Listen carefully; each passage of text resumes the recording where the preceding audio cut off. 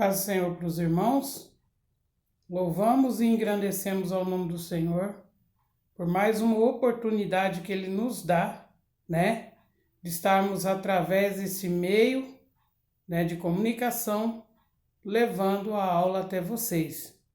Estaremos estudando a lição 5 do nosso segundo trimestre. O título da lição diz assim: Libertos do pecado para uma nova vida em Cristo. Nosso texto áureo diz assim: Mas Deus, que é riquíssimo em misericórdia, pelo seu muito amor com que nos amou, estando nós ainda mortos em nossas ofensas, nos vivificou juntamente com Cristo. E complementando aqui, pela graça sois salvos, Está baseado em Efésios capítulo 2, versículos 4 e 5. A verdade prática diz assim: por meio da maravilhosa graça divina, fomos libertos do pecado, perdoados e salvos da condenação, e ainda recebemos o direito à vida eterna.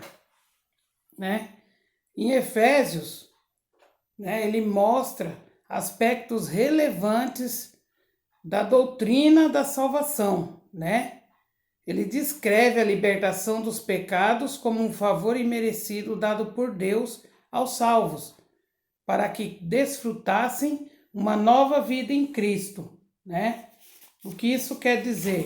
Quer dizer que sublinha o contraste entre a relação da ira de Deus e a revelação da justiça de Deus, onde a lei e os profetas refere-se a todo o Antigo Testamento, Ou seja, referindo-se a todo o Antigo Testamento, a lei e os profetas. A fé em Jesus é a confiança genuína e sincera nele, para a salvação, aonde ninguém alcançará o padrão divino de absoluta perfeição moral e ser dignos de sua glória, Ou seja, se houver a salvação, ela deverá acontecer de outra maneira. Qual é essa maneira? O sacrifício de Cristo na cruz do Calvário. Ou seja, nós de nós mesmos não temos condições de nos salvar, amém? Nós louvamos a Deus por isso. O primeiro tópico, O primeiro tópico fala da antiga natureza, morte em ofensas e pecados. O primeiro subtópico fala a nossa condição anterior. E começa dessa forma: e vos vivificou, estando mortos em ofensas e pecados. Quando se fala da palavra ofensa, fala no sentido de passo em falso de forma deliberada, ou seja, andando de forma errada e sem, entender que isso está sendo danoso para a sua vida, de forma deliberada. Você está andando errado e não tem consciência disso, Ou tem consciência e continua andando dessa forma. E pecado, que é descrito como aquele que erra o alvo. Ou seja, além de andarmos errantes, andamos para o alvo errado, Em vez de nos achegarmos a Cristo, nós estamos nos distanciando de Cristo. O homem, em sua natureza deformada, é visto como morto, ou seja, uma declaração da real condição das pessoas sem Deus. O conceito de morte moral e espiritual provocada pelo pecado separa o homem de Deus, conforme diz lá em Isaías, capítulo 59, versículo 2. E em Tiago, capítulo 1, versículo 15. Ou seja, é um corpo inerte. A natureza pecaminosa impede de ouvir e obedecer à voz de Deus, conforme diz lá em 1 Timóteo, capítulo 5, versículo 6. Aquele que vive os prazeres mundanos encontra-se morto espiritualmente falando, Ou seja, em Isaías é denunciado a violência, o engano e a injustiça, como a consequência de que Israel, não tinha paz. Essa era a consequência. Mas se eles buscassem o Senhor Deus, viria em seu socorro, ou seja, o Senhor os socorreria, Já em Tiago, vai falar sobre a paciência, que nós temos que nos alegrar, porque as tentações, elas surgem para testar nossa fé, né? E a paciência é resultado da fé colocada à prova. Ou seja, o suporte é o modo de Deus através do tempo para motivar o desenvolvimento do crente.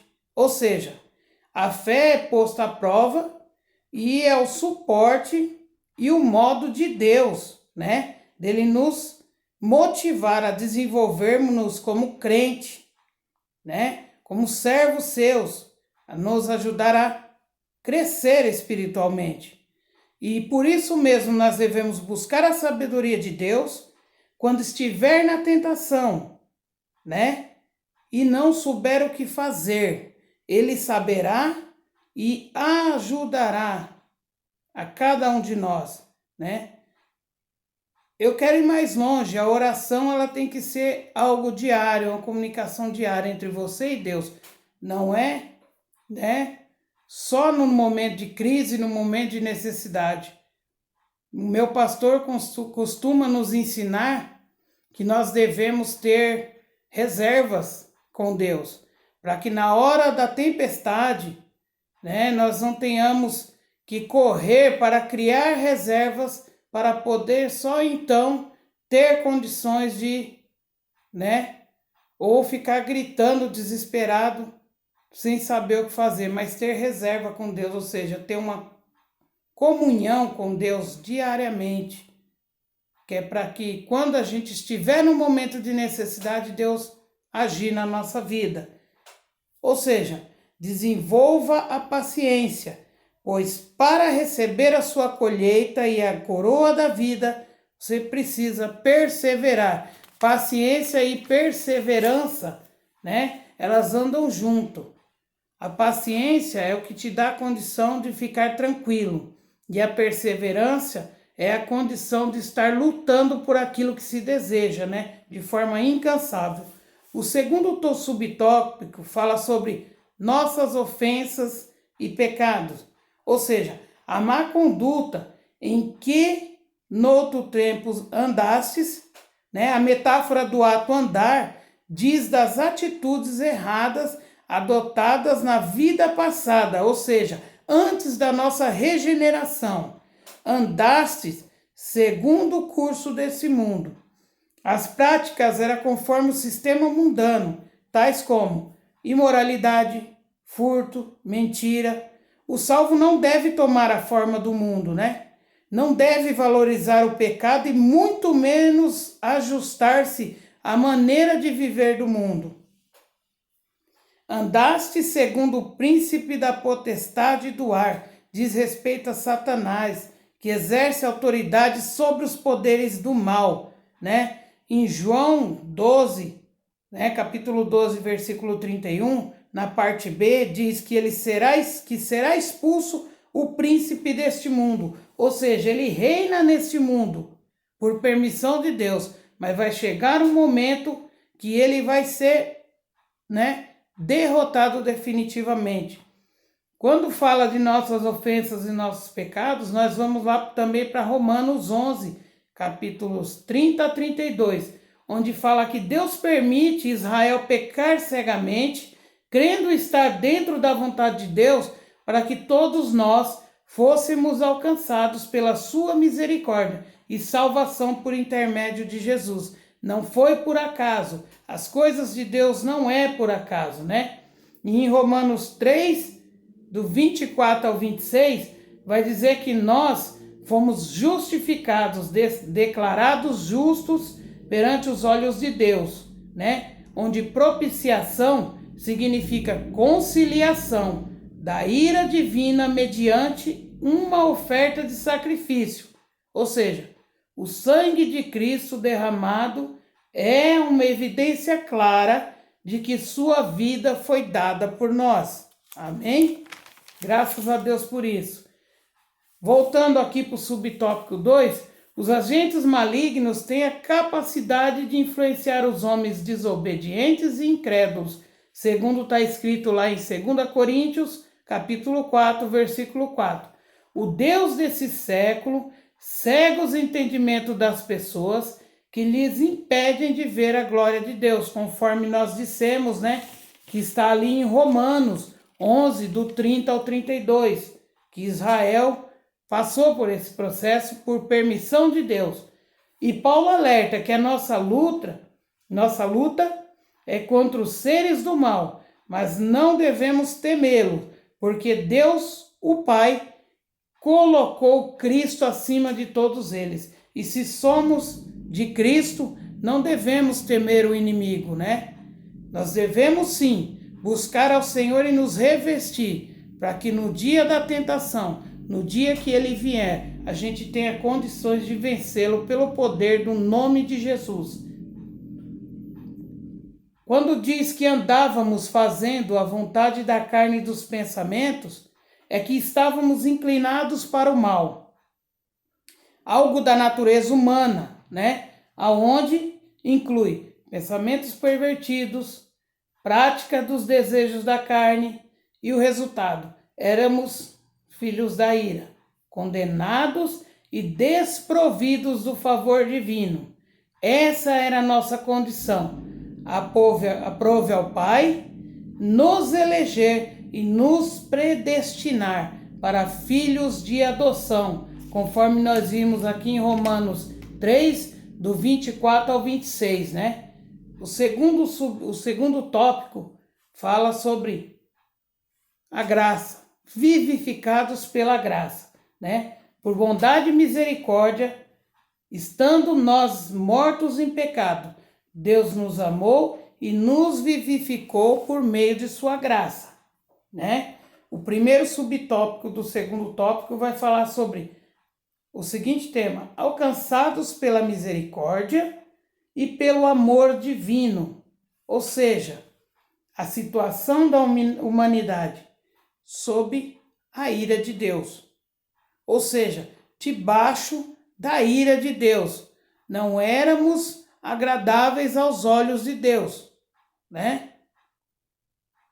Deus, por sua infinita misericórdia, por várias vezes ele tentou, né, reescrever a história do homem, digamos assim.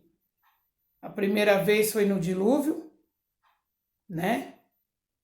Nós vemos ali também quando ele separa Abraão para criar uma grande nação que louve e engrandeça o seu nome. E vemos também agora o sacrifício único, né, e eterno de Jesus Cristo, para que fosse mudada a situação do ser humano. Deus nunca desistiu de você, Deus nunca desistiu de nós. Porém, cabe a nós, a cada um de nós, buscarmos essa graça que é dado de graça, né? Ou seja, Paulo, ele descreve os atos divinos de amor e misericórdia que alteraram o quadro caótico da raça humana. Mas Deus, que é riquíssimo em misericórdia, pelo seu muito amor que nos amou. Deus, riquíssimo. Quando a gente fala de riquíssimo, é que não se pode calcular o tamanho da riqueza, né? E misericórdia. O que vem a ser misericórdia? Misericórdia é você sentir as misérias de outro, você se colocar no lugar daquela pessoa, né? Ou seja, misericórdia implica em quê? Compaixão, empatia, simpatia conosco que éramos indignos, né? Ou seja, Deus proveu um meio de a humanidade escapar da merecida ira dele. Ou seja, a abundante misericórdia procede do seu muito amor com que nos amou. Ou seja, a abundante misericórdia procede do seu muito amor que nos amou. Muito amor quer dizer que é um amor infinito que nos amou. Quer dizer que é algo incondicional. Ou seja, tem muito amor que nos amou. Um amor infinito e incondicional de Deus para conosco. Foi a magnitude desse amor que nos motivou a nossa salvação. Conforme está escrito em João, capítulo 3, versículo 16, que todos nós conhecemos, e também em João, capítulo 4, versículo 9, né? O segundo subtópico do segundo tópico fala sobre vivificação na graça, ou seja, vivificados por sua graça. As dádivas divinamente concedidas aos salvos, o amor de Deus nos alcançou. Ou seja, por mais que nós corremos do amor de Deus, ele sempre vem tentar nos amparar, tentar nos mostrar o seu caminho com amor, né? Estando nós ainda mortos em nossas ofensas. Ou seja, não éramos merecedores desse amor, né? Mas Deus nos vivificou juntamente com Cristo. Quer dizer que nascemos de novo, conforme João, capítulo 3, versículo 3. Pois Cristo nos deu vida outra vez. Fomos vivificados sem mérito algum. Tudo foi efetivado por meio de sua graça, o favor imerecido. Ou seja, ninguém tinha nenhum direito, né? Ninguém tinha nenhum direito. O terceiro subtópico do segundo tópico fala do seguinte tema: exaltados por sua graça. O poder de Deus, né, nos ressuscitou juntamente com ele e nos fez assentar nos lugares celestiais em Cristo. Ou seja, através de Cristo, nós temos o direito de assentar nos lugares celestiais, sendo antes ressuscitados nele, em Cristo, né? A palavra juntamente indica que Deus concede ao homem os mesmos benefícios alcançados por Cristo, ou os mesmos privilégios, ou seja, a ressurreição, a vida eterna e o galardão nos céus, né? Ou seja, Deus, além de nos restaurar como seres, como filhos, né? Ele ainda nos dá o direito a ressurgir naquele grande dia, com garantia de vida eterna e galardão no céu. Em 1 Coríntios, capítulo 15, versículo do 3 ao 8 e versículo do 20 ao 25, fala sobre isso. Um pedacinho da parte B do 25 diz assim: assim como todos morrem em Adão, também todos serão vivificados em Cristo, né? Nesse mesmo capítulo e versículo diz assim: assim como a morte entrou pelo homem no mundo, também por um homem no mundo, também por um homem, né, deu-se a vida. Ou seja, teve-se a ressurreição, ou seja, o direito à vida, né? E quem é esse homem? O homem do pecado nós conhecemos que é Adão. Então, consequentemente, o homem da vida, né? O pecado representa a morte e a ressurreição representa a vida. Então, esse homem é Cristo Jesus, né? Ou seja, tudo foi efetivado por meio da sua graça, favor imerecido. Terceiro subtópico do segundo subtópico fala sobre exaltados por sua graça. O poder de Deus nos ressuscitou juntamente com ele e nos fez assentar nos lugares celestiais em Cristo. Ou seja, né? Ou seja, ao conceder essas bênçãos ao homem, Deus mostra as abundantes riquezas da sua graça, ou seja, a salvação e seus privilégios são ofertados pela imensurável graça de Deus, o favor imerecido. Glórias a Deus por isso. O terceiro tópico fala que a salvação não vem das obras, né? Em Efésios 2, capítulo 2, versículos 8 a 10, mostra que a salvação não depende de obra humana, porque pela graça sois salvos por meio da fé. Apesar de salvo, o crente deve praticar as boas obras, ou seja, ajudar aquele que tiver em necessidade, né? O primeiro subtópico do terceiro tópico, graça como meio de salvação. Salvação inclui libertação da morte, da escravidão do pecado e da ira vindoura. Que ira é essa? Daquele grande dia. O Senhor já não vai ser mais advogado de ninguém. Naquele dia, o Senhor vai ser juiz e vai ser colocado o livro diante dele. E ele vai mostrar o que você fez.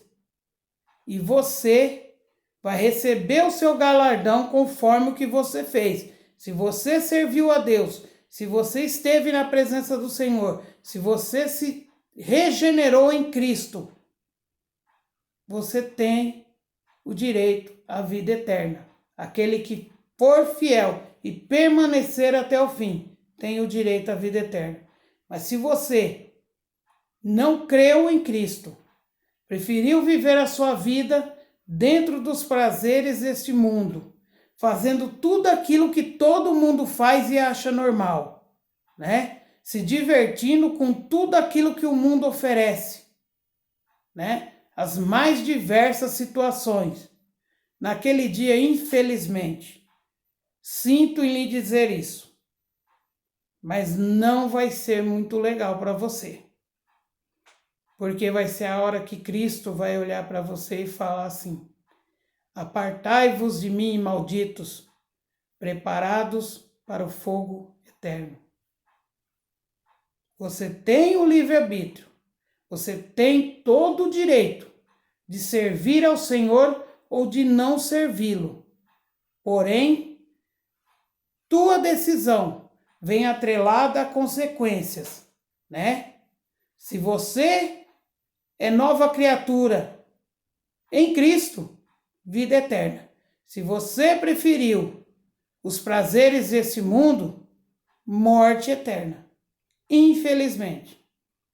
Então, enquanto é tempo, volte a sua vida para o Senhor, para que você não venha passar por isso. Amém? Ou seja, permite ao salvo usufruir todas as bênçãos espirituais, a salvação e o livramento do poder da maldição, do pecado e da morte, e a restituição da comunhão com Deus, bênção concedida àqueles que recebem Cristo como Salvador, conforme está escrito em Hebreus capítulo 2, versículo 15, também em 2 Coríntios, capítulo 5, versículo 19, onde graça significa o quê? Favor imerecido, conforme Romanos capítulo 3, versículo 24. Mostra que Deus tornou possível a salvação por meio da graça, onde Ele te libera através do livre-arbítrio, né?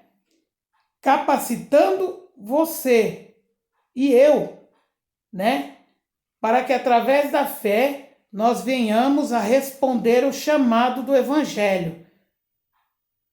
Como diz lá em Romanos capítulo 11, versículo 6. Ainda assim, nós somos livres para escolher o caminho da salvação ou da perdição. Temos a nossa liberdade de escolha, ou seja, você pode resistir à graça de Deus. Mas eu quero que você entenda uma coisa: é através da fé que aceitamos a obra realizada por Cristo em nosso favor. E é a resposta à graça de Deus pela qual recebemos a salvação. Ou seja, Cristo é a resposta né? Pela graça que Deus nos tem dado de recebermos a salvação, é através do sacrifício dele. O segundo subtópico do terceiro tópico fala obras como evidência de salvação. Duas negações afirmam a origem da salvação. A primeira, isso não vem de vós. Ou seja, trata da salvação pela graça de Deus. A segunda, que não vem das obras. Ou seja, indica que não se trata de recompensa de ato humano. As afirmações excluem a possibilidade de alguém ser salvo por mérito ou esforço próprio, né? Cristo deixou bem claro, ninguém vai ao Pai se não for por mim. Ou seja, ele é o intermediador entre o homem e Deus, né? A salvação é uma realização divina. Somos feituras suas, criadas em Cristo para as boas obras. Agora em Cristo somos uma nova criatura e as coisas velhas passaram. Se antes a metáfora do andar era negativa, outrora andávamos fazendo obras más, agora de forma positiva somos desafiados a andar fazendo boas obras, não como meio de salvação, mas como prova da nossa salvação. Ou seja, aquilo que a gente fazia de mal, de errado, que prejudicava os outros, agora não fazemos mais, porque somos nova criatura em Cristo. E é isso que vai mostrar para essas pessoas que nós somos novas criaturas em Cristo Jesus. Para concluir, antes da regeneração em Cristo, éramos filhos da ira, condenados à morte eterna. O ato de amor de Deus, por meio de sua graça, nos tornou filhos por adoção. A salvação que foi dada independente de nossas obras, mas ofertada por Deus por intermédio de Cristo. Passamos a praticar boas obras que glorificam a Deus nosso Pai, segundo está lá em Mateus capítulo 5, né? O versículo 16. Amém? Ou seja, Mateus capítulo 5, do versículo 13 a 16, descreve o caráter essencial dos cidadãos do reino e as metáforas do sal e luz demonstram a influência benéfica dos cidadãos à medida que eles vivem na sociedade secular, sendo testemunha das maravilhosas bênçãos de Deus, uma vida transformada. Ou seja, cidadãos dos céus que fazem a diferença aonde vivem na sociedade. Que Deus em Cristo Jesus os abençoe. Fiquem todos na paz do Senhor e tenham um excelente final de semana.